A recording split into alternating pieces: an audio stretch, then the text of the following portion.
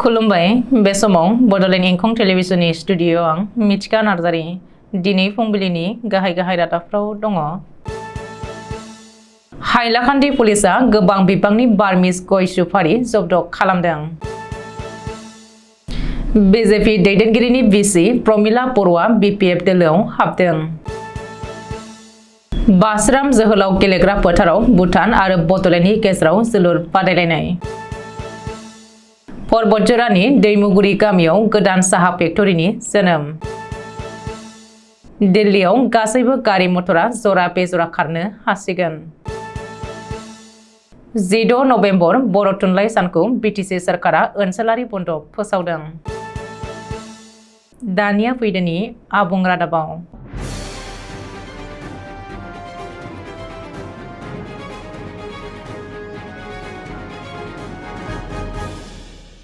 हाइलाकान्दि जिल्लानि सोनाब किटकारबन्द गामियाव सैदुल इस्लाम बरभुयानि न'आव जोग्रोमनानै लाला आरो लखिनगर थानानि पुलिसा गंसे गारिजों लोगोसे गासै 480 किल'ग्राम बार्मिस गय सुपारि जब्द खालामनो हादों। लोगोसे सानै सुबुंखौबो पुलिसा एरेस्ट खालामदों। पुलिसजों हमजानाय सानैनि मुङा फारियै आबुल कालाम 48 बोसोर आरो सैदुल इस्लाम बरभुया 28 बोसोर होननानै सिनायथि होदों। आथिखालाव आयेन बायदियै बिसोरनि हेंथायै राहा लागोन होननानै हाइलाकान्दि पुलिसा फोरमायथिदों। भेरगाव जिल्ला बिपिएफनि अफिसाव शुक्रबारखालि भेरगाव ब्लक बिपिएफ दोलोनि मावफुं मेल जानानै थाङो। बे मेलाव भेरगाव मण्डल बिजेपिनि बारग' आफादगिरि अदित कुंगुर बर'नि बिसि प्रमिला बर'आ गावनि गोसो बायदियै बिपिएफ दोलोआव जयेन जाहैदों। बेखौनो बरायनानै बिटिसिनि बारग' बुंथिगिरि आरो भेरगाव ब्लक बिपिएफ दोलोनि आफादगिरि नेरसोन बर'आ खौरां बिजोंनि गेजेरजों गोजोननाय फोरमायदों आरो फैगौ समाव बिपिएफ दोलोआनो बिटिसि खुंथायनि गोहोआव फैफिनगोन बेयो रोखा होननानै फोरमायथिदों। उदालगुरि जिल्लानि राङागरा गामिनि बास्राम जोहोलाव गेलेग्रा फोथाराव भुटान आरो बड'लेण्डआ लोगोआरि जोलुर बादायलायनाय गेलेदों। शुक्रबारखालि बड' सिने आर्टिस्ट एस'सिएशन एबा बिसानि पार्जेनियाव बे लोगोआरि जोलुर बादायलायनायखौ खुंनाय जादों होननानै मिथिनो हादों। नसुं हादर भुटानजों भारत एबा आसामनि बर'फ्रा गोदो गोदायनिफ्रायनो मोजां सोमोन्दो लाखिबोदों आरो आसामनि बर'फोरजों मोजां सोमोन्दो लाखियो। बेनिखायनो बे लोगोआरि जोलुर बादायलायनायखौ खुंदों होननानै फोरमायदों। खौरांगिरिनि गेजेरजों बिसानि आफादगिरि गेरेम नार्जारि आरो माजबाट बियाबनि एमएलए सरन बर'मोनहा लोगोसे भुटान हादरनिफ्राय फैनाय आलासि आरो जिडि प्रडाक्शननि बिगोमा आरो बर'नि फावखुंग्रि गेमस्रि दैमारि मोनहा खौरांगिरिनि सिगाङाव लोगोआरि जोलुर बादायलायनायनि सोमोन्दै गुवारै बुंलाङो। क'क्राझार जिल्लानि पर्बतजरा महकुमानि सिङाव थानाय दैमुगुरि गामियाव शुक्रबारखालि सानजौफु समाव आर'नाइ टि फेक्टरि मुङै गोदान साहा फेक्टरि बेखेवजादों।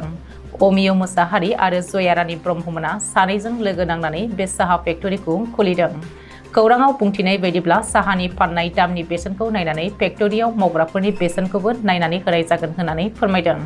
बे बेखेवनाय हाबाफारियाव बाहागो लायो इएम उकिल मोसाहारिजों लोगोसे बारग' एमएलए बनेन्द्र मोसाहारिमोना।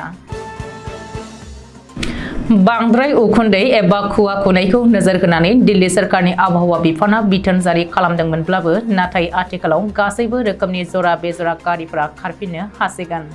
आथिखालाव बोथोर एबा आबहावा एसे साबखांनायखौ नोजोर होनानै दिल्ली सरकारनि मन्त्रि गपिल रायआ शुक्रबारखालि मिथिहोदों। मख'नो गोनांदि दिल्लीयाव 13 नभेम्बरनिफ्राय 20 नभेम्बरसिम गारि मटरा जरा बेजरा नाम्बारनि आलादा आलादायै खारनांगोन। दिल्ली आबहावा बिफाननि मन्त्रि गपाल रायआ समबारखालि बे बिथोनखौ जारि खालामदोंमोन। मानो होनोब्ला आथिखालाव दिल्लीनि आबहावाया जोबोद गुबुंले आरो उखुन्दै एबा खुवा खुफबनायजों जोबोद गाज्रि जानानै दङमोन। 16 नभेम्बर बर' थुनलाइ आफादनि जोनोम सान एबा बर' थुनलाइ सानखौ बिटिसि सरकारा ओनसोलारि बन्द फोसावदों। मख'नो गोनांदि बड'लेण्ड हायुङारि गौथुम एबा बिटिसि सरकारा 16 नभेम्बर बृहस्पतिबारखालि बर' थुनलाइ आफादनि जोनोम सानखौ लोब्बा लानानै बै सानखालि ओनसोलारि बन्द सान हिसाबै फोसावनाय जादों। बिटिसि गाहाय मावफुं सोद्रोमा प्रमद बर'नि गनायथि आरो बिथोन होनाय बायदियै बिटिसिनि प्रिन्सिपाल सेक्रेटारि आकाश दिपआ गांसे फोसावथाय जारि खालामनानै बर' थुनलाइ सानखालि ओनसोलारि बन्द फोसावदों। बेनिखायनो फैगौ 16 नभेम्बर खालि बिटिआर हालामनि बेन्दोंआव थानाय गासैबो सोरखारि आरो बेसरखारि मावख'फोरजों लोगोसे गासैबो सोलोंथायारि फसंथानफोरा बन्द थागोन। बेजों लोगोसे बिटिआर हालामनि गासैबो सोलोंथायारि फसंथानफोराव बर' थुनलाइ सान खुंनो आरो बै सानखालि खुंनाय हाबाफारियाव बाहागो लानो थाखाय बिटिसि खुंथायनिफ्राय खावलायहरदों। दिनै फुंबिलिनि रादाबा एसेनोसै। गोजोन्थों।